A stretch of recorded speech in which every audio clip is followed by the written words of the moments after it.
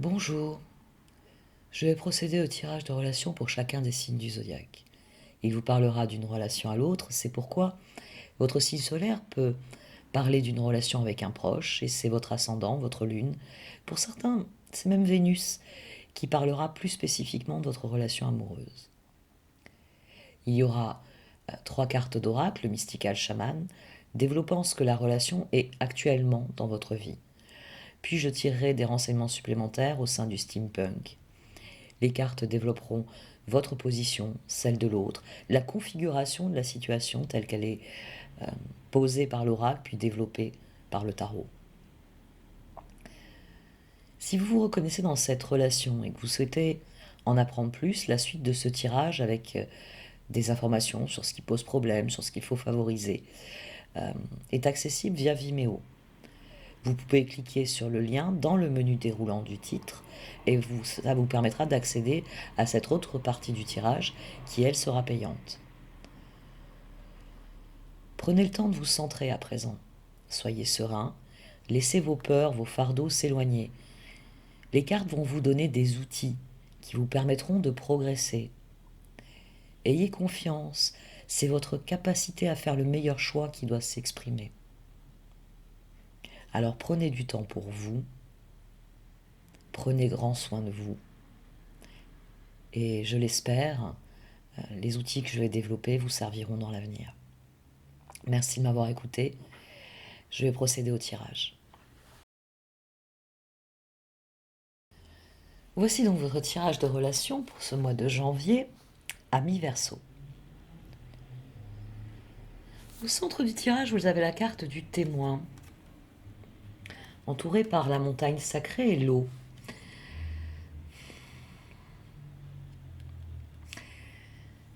Le témoin, c'est la part de nous qui s'exprime quand nous trouvons la sérénité. C'est-à-dire que nous atteignons une forme de détachement, d'immobilité intérieure, qui permet de voir la réalité telle qu'elle est. Et c'est ainsi qu'on peut prendre des décisions éclairées. Cette carte ici au centre, c'est votre capacité à entendre ce que disent les autres. C'est votre capacité à vous entendre vous-même, à voir la vérité et à dire la vérité. Le témoin voit ce qui arrive, il voit la vérité et il l'acclame, il la dit, il l'exprime dans tout ce qu'il dit et ce qu'il fait. Vous avez la carte donc qui vient vous parler de la réalité et de la vérité, de ce qui est authentique au centre de ce tirage, la montagne sacrée, l'eau. Le moment est venu de prendre du recul dans cette relation. Pas physiquement, mais mentalement, émotionnellement, intellectuellement. Il y a un besoin que vous laissiez tomber toutes les... Comment dire, les manipulations mentales, les constructions mentales, c'est-à-dire le et si, et machin, et truc, tout ce qui dénature la situation. Le témoin se contente de faits. Quels sont les faits? Quelle est votre position? Qu'est-ce que vous avez fait? Qu'est-ce que vous n'avez pas fait? Qu'est-ce qui relève de votre responsabilité? Qu'est-ce qui ne relève pas de votre responsabilité? Et dès lors, vous verrez votre situation, cette relation, en l'occurrence, parce qu'on est tout de même sur un tirage de relation, telle qu'elle est vraiment.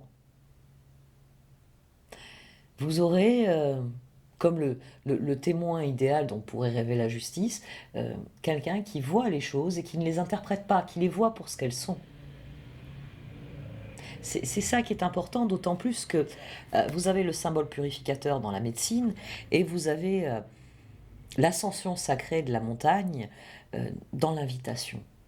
Vous êtes invité à grimper à cette montagne, vous êtes invité à parvenir bien finalement au point du témoin. Vous avez ici le petit personnage, est-ce que je le mets bien? Oui. Le petit personnage ici qui est dessiné très effectivement petit, pour bien vous montrer que cette montagne sacrée est un des toits du monde, est en position de lotus. Il a atteint ce stade de sérénité.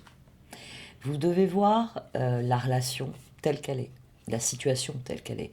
Et, eh bien la situation vous y invite parce que l'eau vient laver,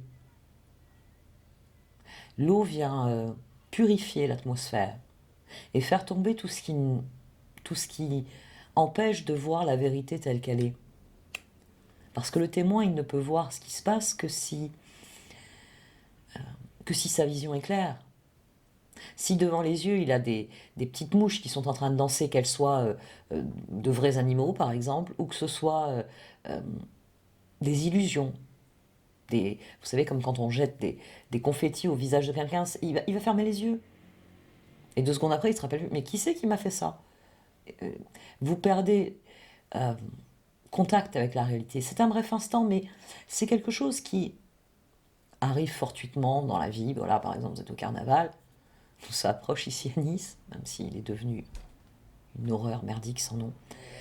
Euh, on vous jette donc les confettis au visage, vous perdez la vision de la réalité. Et c'est comme ça que vous perdez parfois la vision de ce qu'est votre vie.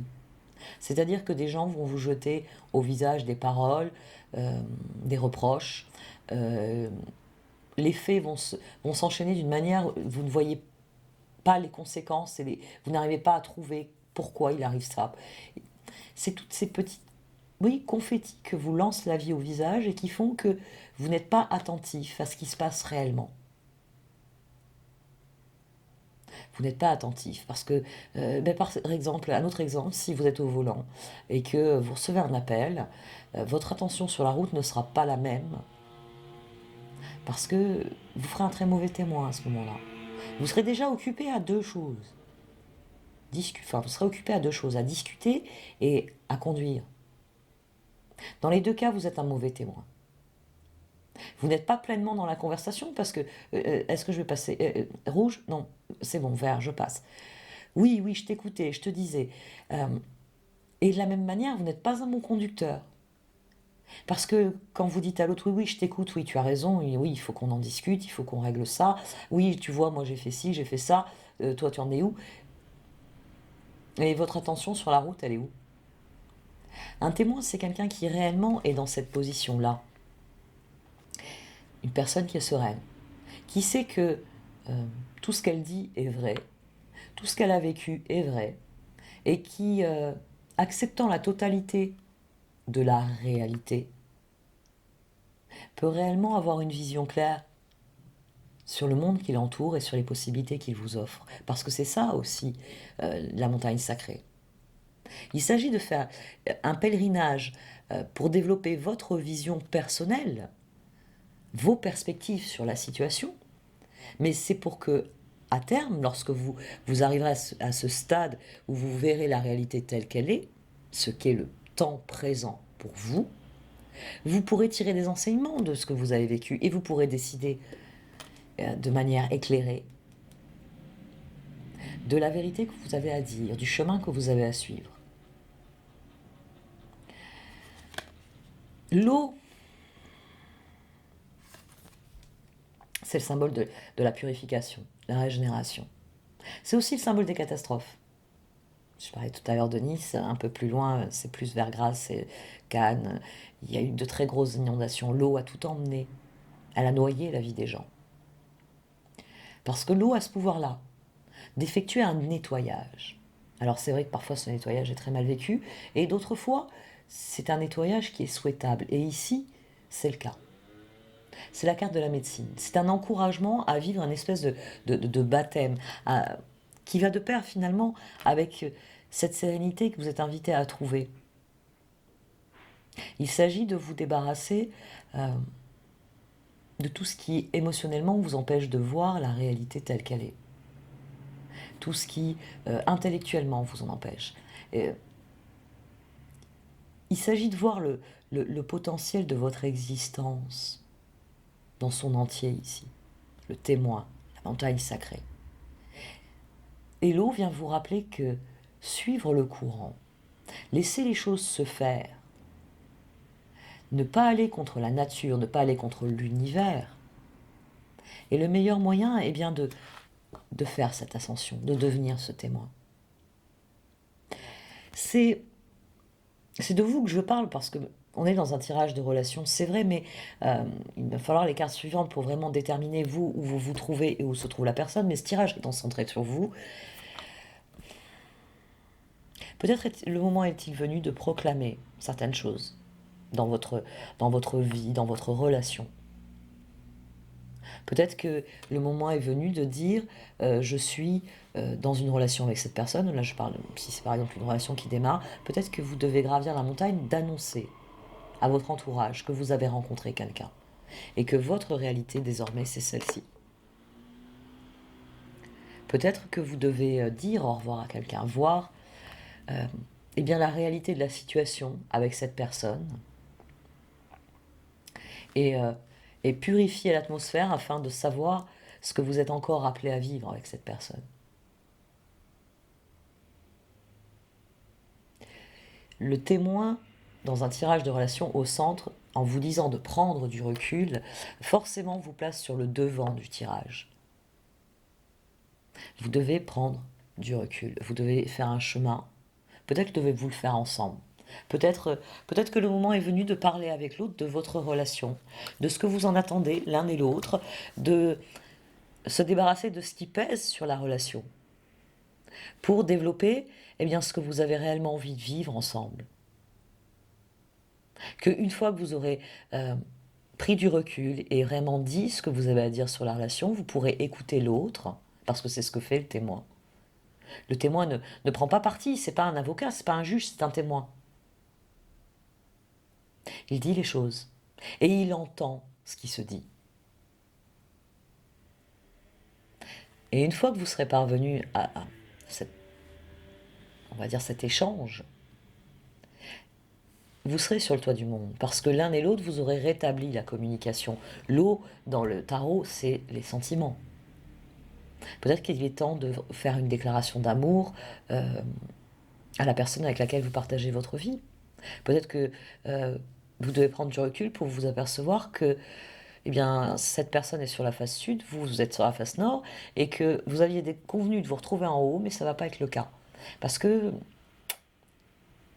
en prenant du recul, vous vous apercevez que vous avez, on va dire, privilégié les projets et oublié l'amour, par exemple. Parce que c'est facile de faire cela. C'est quelque chose, on le fait tous au quotidien. On fait passer le besoin immédiat avant comment dire, ce que l'on veut construire de manière plus élaborée. C'est comment faut que j'arrête avec ce euh, c'est par exemple bon, par exemple l'étudiant qui a des partiels très importants, c'est l'examen de sa vie et qui quand il se lève le matin, il sait qu'il doit travailler, mais bon bah, son besoin immédiat c'est de sortir faire une balade avec sa copine, c'est rejoindre ses potes pour euh, jouer à son sport favori ou à sa console de jeu favori. Ce sera peut-être plus pertinent d'ailleurs. Parce que, bon, je dois avouer que je suis assez effarée par la capacité des gens à avoir les yeux rectangulaires ces dernières années. Mais on va demander aux cartes où vous vous situez là, à l'heure actuelle.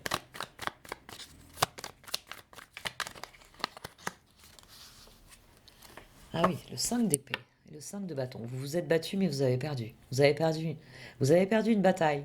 Vous avez essayé pourtant de gagner, mais vous avez perdu une bataille. C'est pour ça que vous devez faire un bilan objectif de la situation. Vous devez voir, pardon, la situation telle qu'elle est. Mais pour cela, il faut prendre du recul. Vous avez perdu une bataille. Qu'en est-il de cette bataille?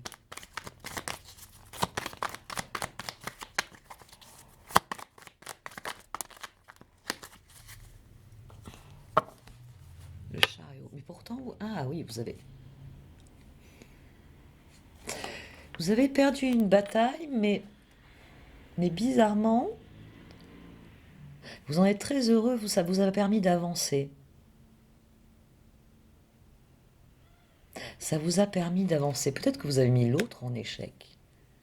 Bon, c'est dans le passé. Le 5 d'épée, c'est certainement de moteur au chariot.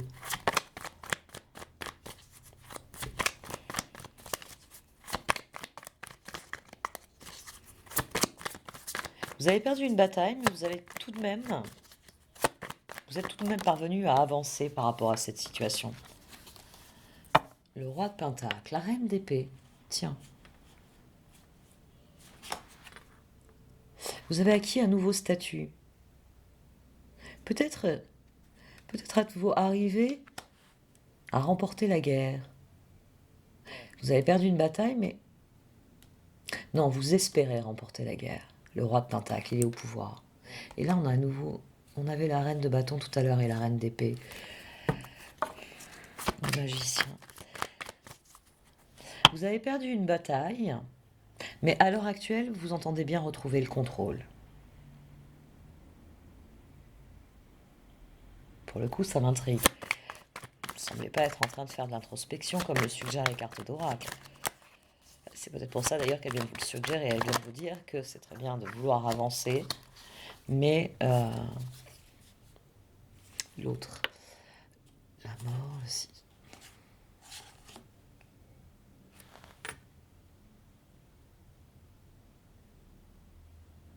Le 6 de bâton, l'autre a remporté une victoire.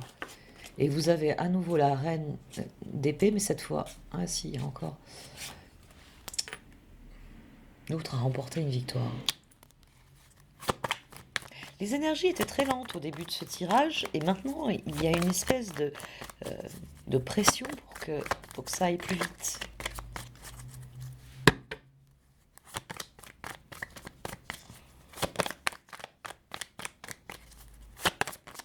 L'autre a remporté une victoire. Oui, vous espérez une revanche. C'est peut-être pour ça qu'il faut laver certaines choses. C'est l'autre qui est au pouvoir à l'heure actuelle, mais vous êtes décidé à changer ça. Vous êtes décidé à changer cette situation. Alors là, ça, pour le coup, ça m'intrigue. Et l'autre, veut-il amener sa créativité? Ou l'autre verso.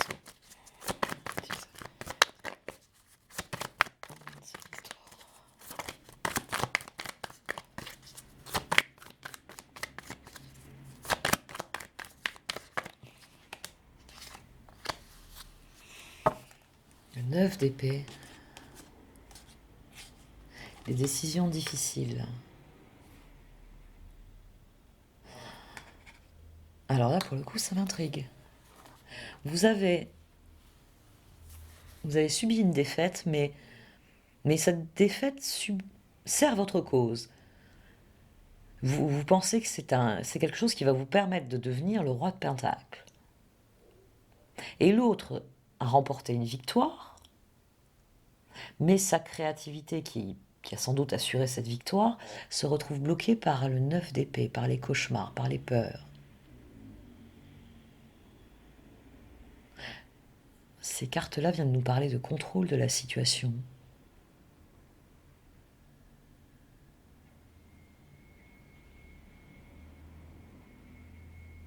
Les cartes d'oracle viennent dès lors vous parler de la vérité, avec un grand V. De prendre du recul par rapport à la situation. Sans doute aussi avec l'eau d'un nettoyage. Oui, le char, le roi de Pentacle. Là, vous voulez remporter la victoire. Et l'autre réalise que sa victoire est contre-productive.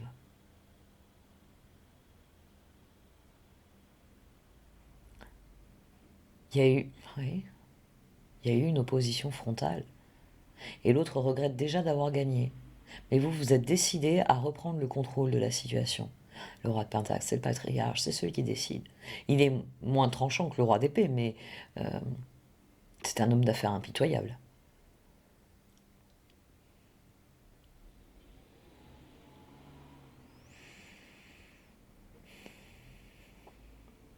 Dans une relation nouvelle ou ancienne, il y a une lutte de pouvoir qui s'exerce.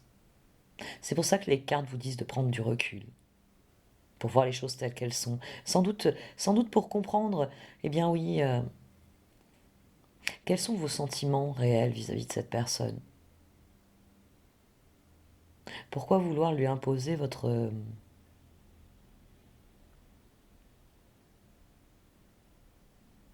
Roi de Pentacle, 9 d'épée, cette personne a peur de ce que vous allez faire à présent.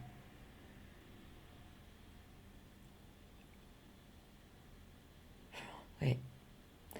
Je vais procéder au reste du tirage sur Vimeo, comme vous le savez désormais. Vous pouvez trouver le lien dans la barre du titre, dans le menu déroulant. Merci d'avoir regardé cette vidéo. Prenez grand soin de vous. N'hésitez pas à liker, à commenter ou à partager aussi cette vidéo. Au revoir.